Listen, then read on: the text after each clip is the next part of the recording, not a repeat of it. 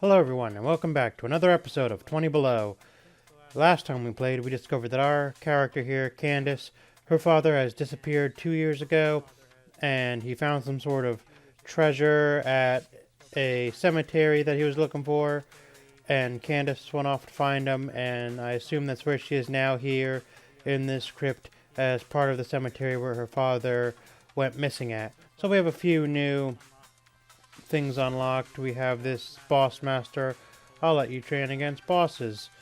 And other than that, that's just about it so far. We're gonna buy a few new items here to get us ready for Zone 2.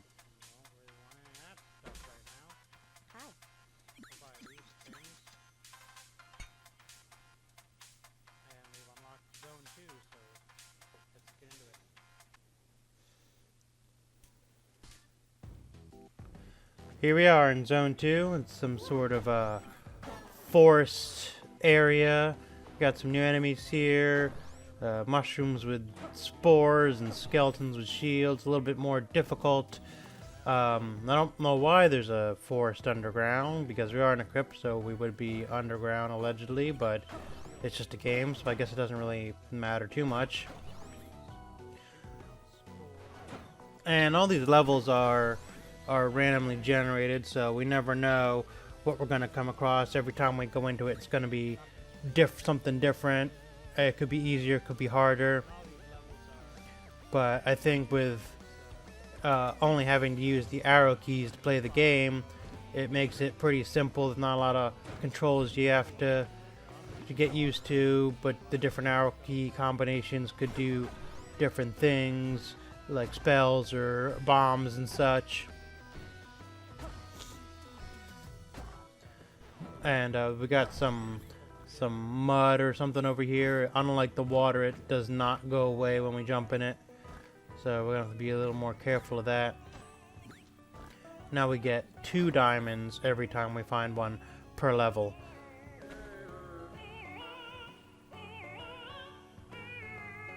And it's definitely not an easy game. Personally, I find it rather difficult, but maybe some people not so much.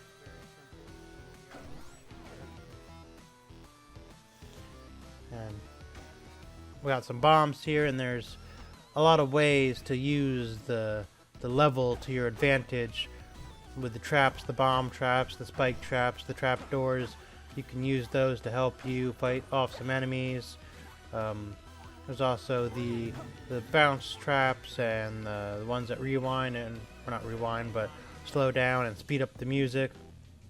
So they can always help you out maybe, but some of the traps can be triggered by the enemies.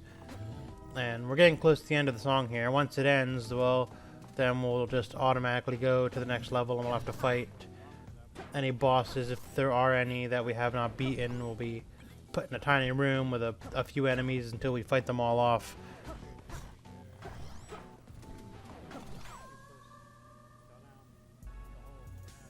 And this game definitely, I would say, requires some degree of patience, because you have to look at the enemy's attacks and follow the music. If you're like me, you just want to rush into it and kill everything as fast as you can, but you have to time everything out and really kind of strategize. We have this like shadowy horse. He was pretty easy to kill.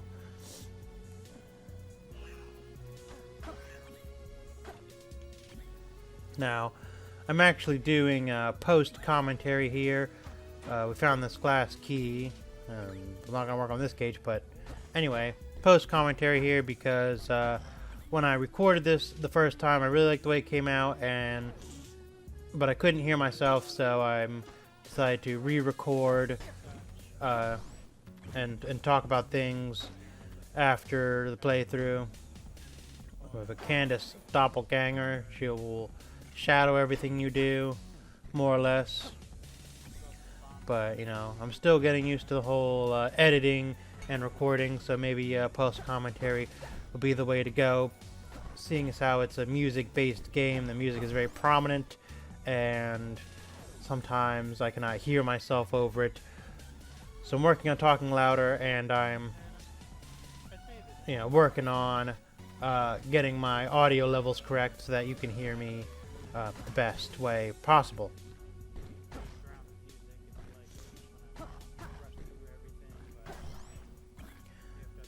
Now, I mean, all the weapons have their advantages and disadvantages. Personally, I like the whips the best because they can go around corners and such. But I mean, there's not very many items that I do like in this game, to be honest.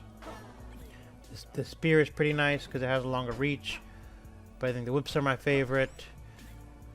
And I hate the glass items. I know they add more damage, but they're breakable, and then once they're broken, they're pretty much useless, I feel.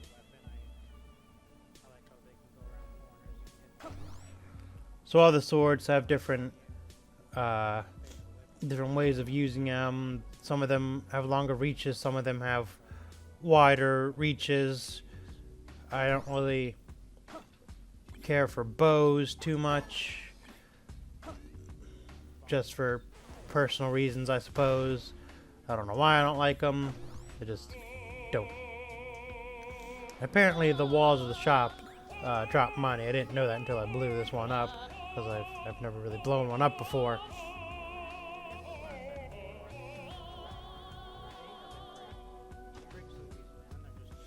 Have some bombs here. More diamonds. Like I said before, I always forget to use my spells and my scrolls. They're always just sitting there and I never think to use them.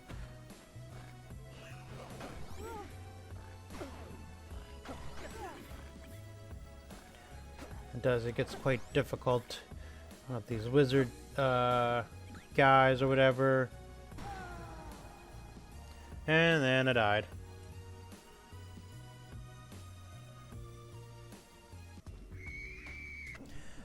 So now I jumped ahead a bit. I have the Ring of Shadows, that's why I can't see anything, and the music ended in the previous level, so I was in that tiny room there with the Banshee. I'm sure the Ring of Shadows does something helpful besides make it dark. I think it makes the enemies not able to see you as well, but I find it rather annoying, and when I had this ring, I was mostly just getting to the next level because I was finishing the song because I couldn't find the exit because it was just so dark. And then I got killed by this dragon.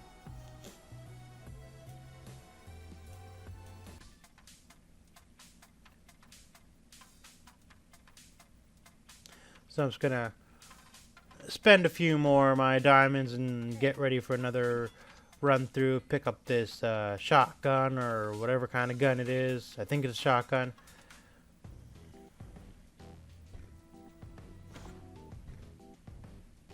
These golem guys, they have a lot more health, but they're pretty easy to evade and rather easy to kill, but when they do hit you, it hurts.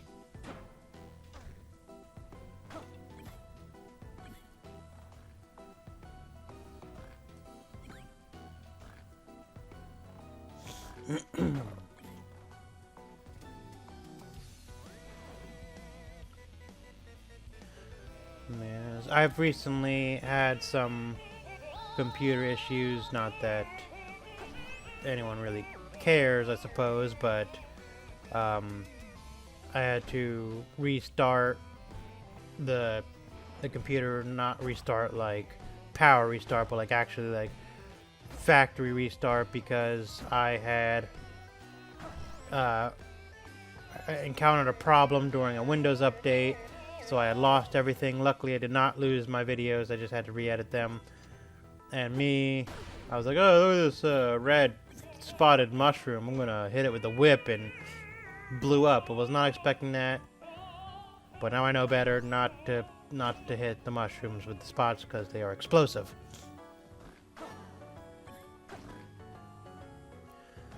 So I'm still trying to recover the stuff that I have lost, and I have to re-download everything. It's a little bit of a process. Those banshees that we fought as the mini boss, when you attack them, they will mute the music, which really isn't that big of a deal, because if you already have the beat down and you have it like muscle memorized or whatever, you know, you just keep pushing in the same rhythm, so not having the music isn't really that much of a big a deal once you already know the beat, but it does make it a little more annoying, I suppose.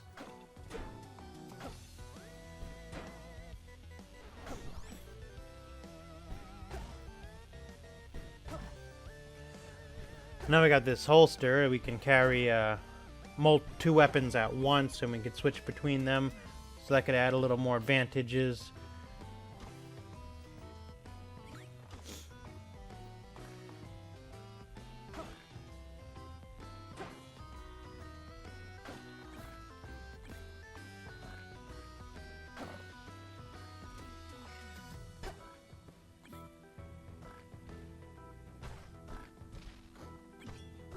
And here we found the gun. At first I was unsure how to use it, so I kept trying to attack, but it was attacking with my dagger. But then I realized I had to load it in order to fire, but even still I did not know how to use it. But then I figured it out, and I have to say, this gun kicks ass. It just kills everything in that row that you were shooting in. It destroys everything. It really makes it a lot easier. And I didn't know this when I got it, but you can reload it multiple times and then shoot multiple times. I just thought it was once, but you can do that.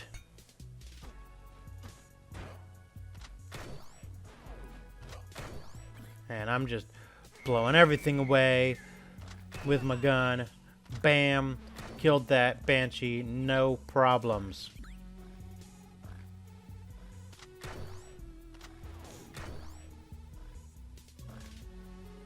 And the key to get that guy out of that cage is 400 gold, which I don't think I will ever have at one time. But maybe one day I can unlock him.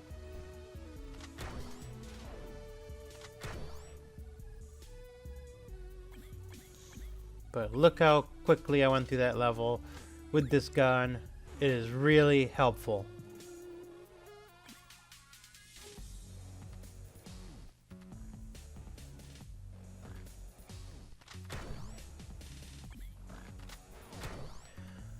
Now that wiggling block up there, that is an evil block. It'll kill us just like the mimic chests. There are mimic blocks as well.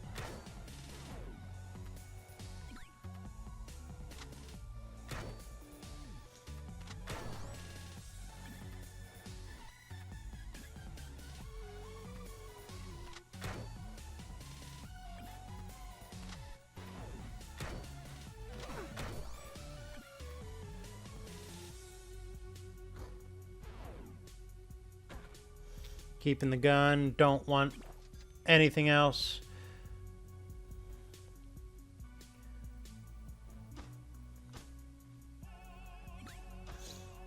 And I'm finding quite a lot of bombs as well.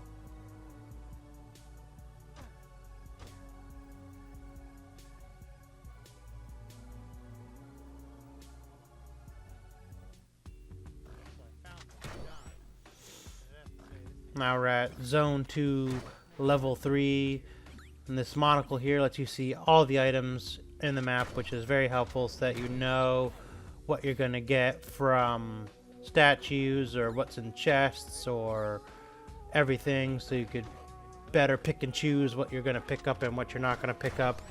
And maybe there's something you want to seek out because you can see it and you're just going to say, hey, it's going to be good, or just avoid it altogether.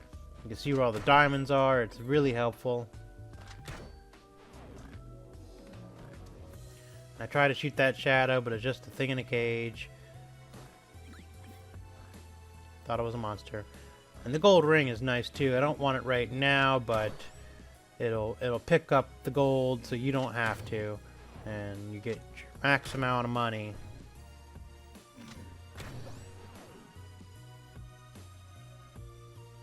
And I don't have the glass key to free that person.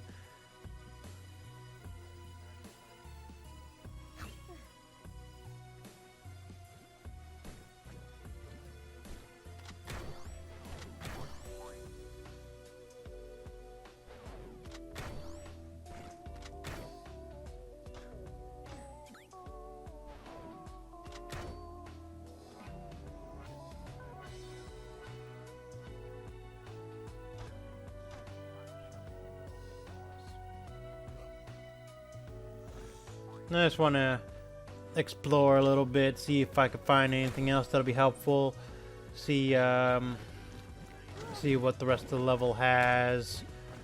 You know, I'm the kind of person that's got to see everything before I move on, which is, I don't know, I guess a good thing and a bad thing.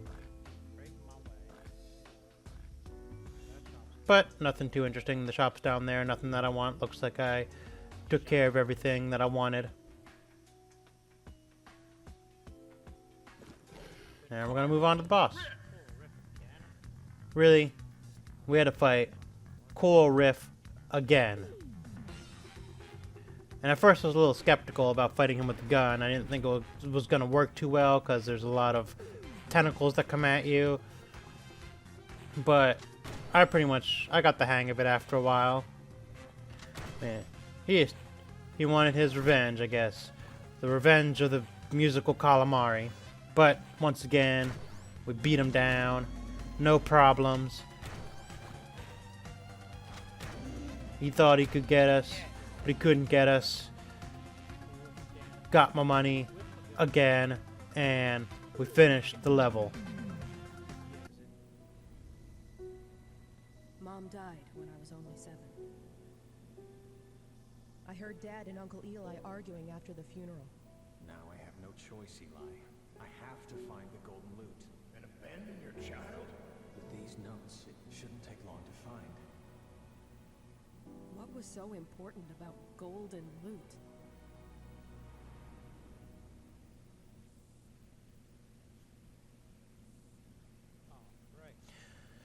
Well, now we can move on to Zone 3.